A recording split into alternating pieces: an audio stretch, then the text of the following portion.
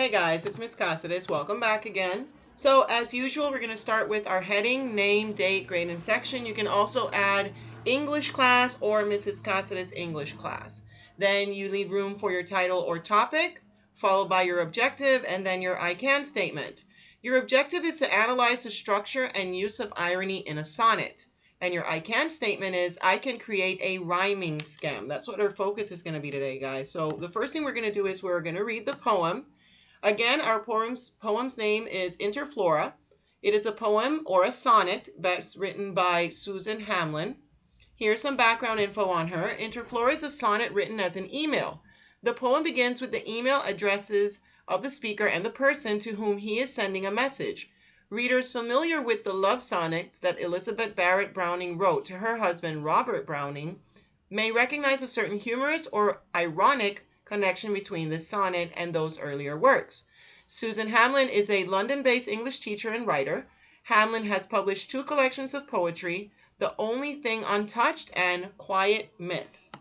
So, setting a purpose for our reading. As you read the sonnet, pay attention to the details that are surprising or unexpected and think about how the details create humor.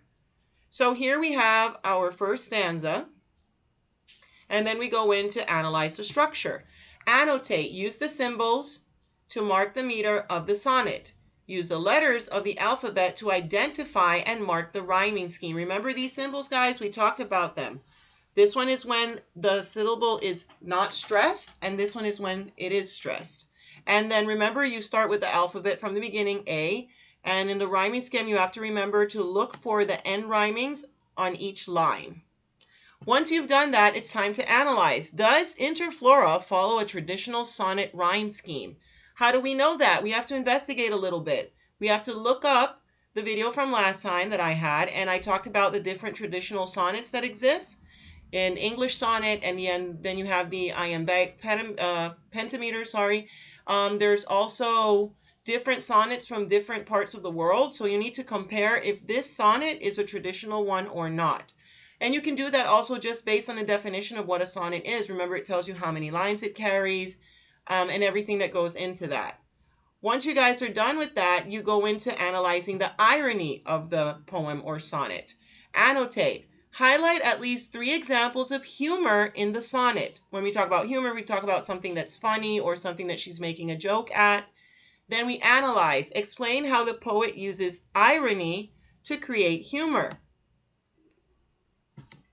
And that brings us to the end of our poem. Irony. Does everyone remember what irony is? Irony comes from the word ironic, which means that you wouldn't expect something to happen the way it did, but it did. And when it did, that's kind of confusing, but when it did, it's ironic. It's like, I'll give you guys an example in life of irony.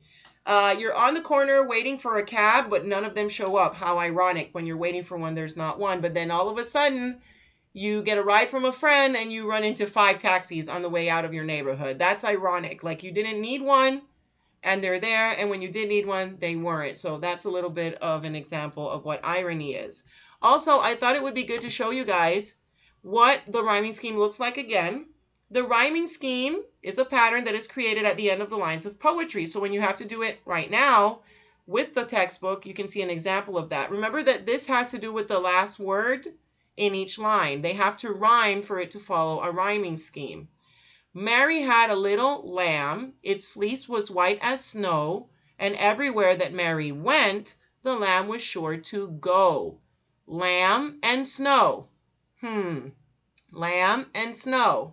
Nope, those don't rhyme, so the first letter would be A, and then we would continue with B. Snow and went. Lamb and went. Nope, don't rhyme, so we go with the letter C.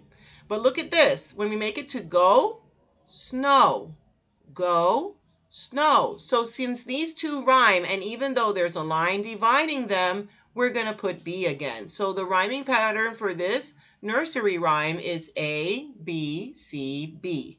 If the poem does not have a rhyming scheme, it's considered to be what we call a free verse poem. So I have another example. Roses are red, violets are blue.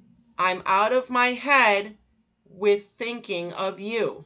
Red and blue do not rhyme, so we go A, B. Red and head do rhyme, so we write A again. Blue and you also rhyme, so we write B. So you can see that the rhyming scheme for this one is A, B, A, B. Every poem is different. It will be really rare that you guys find poems that are exactly alike. So remember to take your time while you analyze your poem. And I'm going to have you guys listen to the poem now being read out loud, just to give you more of an idea. Interflora. From Robert B. at mailexcite.com to EBB at virgin.uk.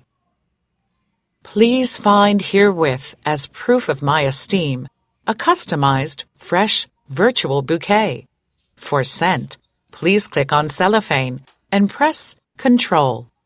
To read the message on the tag, highlight the print, click on Encrypt Reverse. To unwrap blooms and place in vase, use Drag. My flower scent, beloved in this way, won't fade, stink of mortality's decay. Petals won't wilt to husks, nor leaves to slime. These online flowers for you will outlast time. But if, my love, this gift seems incomplete and does not touch your heart, then press delete. So as you can see, there's definitely some humor in there.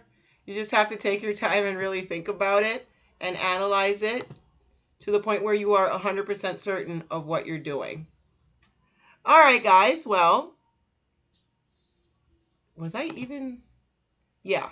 Okay. Just wanted to make sure of something. All right, guys. Well, that's it for me. I hope you enjoy reading Interflora. It's a really sweet sonnet. It's very romantic. Really take your time, analyze it, and we'll see in class what the result is. Have a great day. I'll see you guys next time. Bye.